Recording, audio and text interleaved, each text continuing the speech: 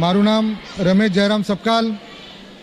આજે અમારો કાર્યક્રમનું આયોજન આજે સત્યનારાયણની કથા અને મહિલા મંડળનું હલ્દી કુંકુ રાખવામાં આવેલું છે।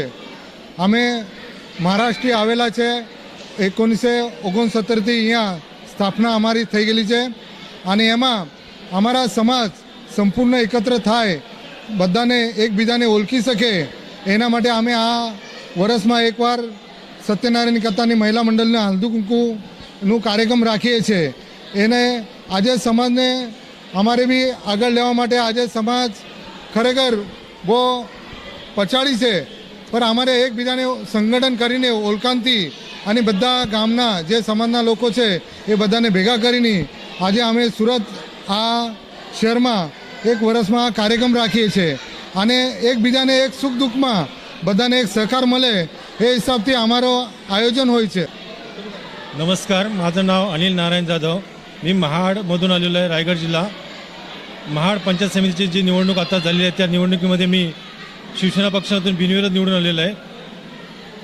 महाराष्ट्राचे आराध्य राजे छत्रपती शिवाजी महाराज यांच्या पदस्पर्शाने पावन झालेल्या रायगडच्या भूमीमधील हे आमचे सुरतवासी, जन्म जरी त्या रायगड भूमीत झाला असला तरी नोकरीनिमित्ताने आज कित्येक वर्ष ह्या सुरत या ठिकाणी वास्तव्य करतात आणि वास्तव्य करत असताना आमच्या महादेवकोली डोंगरी समाजाच्या उन्नतीसाठी येथील तरुण आणि होतकरू जे आमचे समाज बांधव आहेत हे एकत्र येऊन त्यांनी त्या समाजाची स्थापना केली।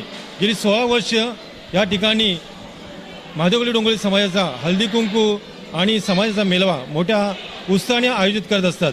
या ठिकाणी आम्हाला दरवर्षी ते आमंत्रण करतात, आम्ही येत असतो। या ठिकाणी महिलांच्या हल्दी कुंकाचा कार्यक्रम एवढा जबरदस्त असतो की आम्हाला आमच्या रायगडमध्येही असा मोठा कार्यक्रम पाहायला मिळत नाहीत।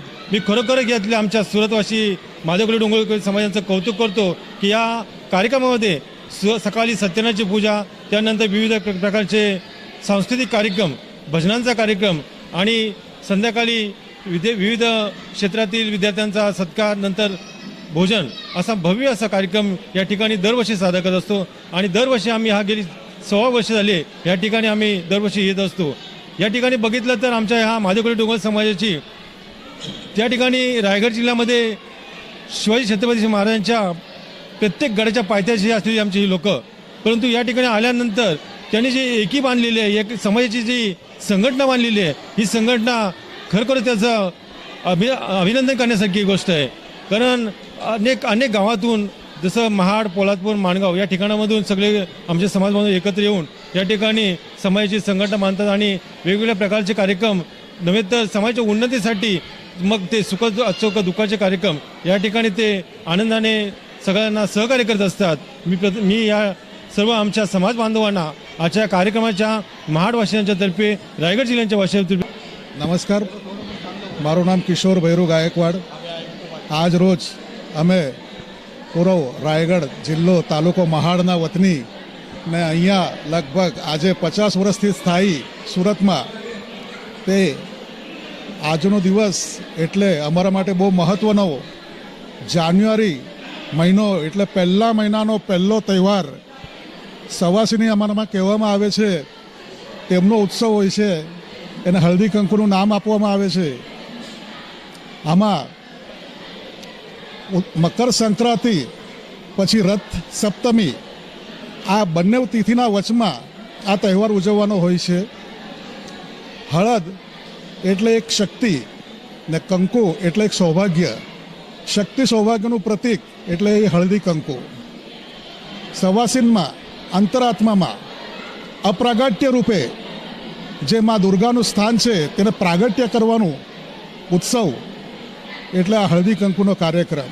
ને અમારા મરાઠી સમાજ આ હળદી કંકુનો કાર્યક્રમ ખૂબ ધામધૂમથી, એકતાપૂર્વક, આનંદપૂર્વક દર વર્ષે ઉજવીએ છીએ। એના સાથે આપણી ભારતીય અને મરાઠી સંસ્કૃતિને અકબંધ રાખીએ છીએ અને એની મર્યાદા જાળવીએ છીએ અને અમારા મહારાષ્ટ્રના આ તહેવારની ઉજવણીમાં મહારાષ્ટ્રને છત્રપતિ શિવાજી મહારાજને યાદ કરીએ છીએ। ને આવો ઉત્તમ તહેવાર ગુજરાત જેવી જગ્યાએ તે પણ સુરત સ્થાને થાય તે માટે અમે સુરત પ્રજાનો, સુરતવાસીઓનો ગૌરવભેર આનંદ माणे છે. જય જય ગરવી ગુજરાત, જય सुरत, जय महाराष्ट्र, जय भवानी, जय शिवाजी. तोरण आहे. माझा गाव आहे कामला. आमच्या इथे 2000 पासून स्थापित केला होता महिला मंडळ. त्याच्या आमच्या इथं 300-350 पदावर महिला मंडळ आहे. आणि आमच्या असा दरवर्षी हळदी कुंकूचा कार्यक्रम आम्ही करतो. हे कार्यक्रम आमच्या बहु समाजातल्या महिला न स्त्री पुरुष सगळे एकत्र होऊन आम्ही हे कार्यक्रमची उजवणी करतो.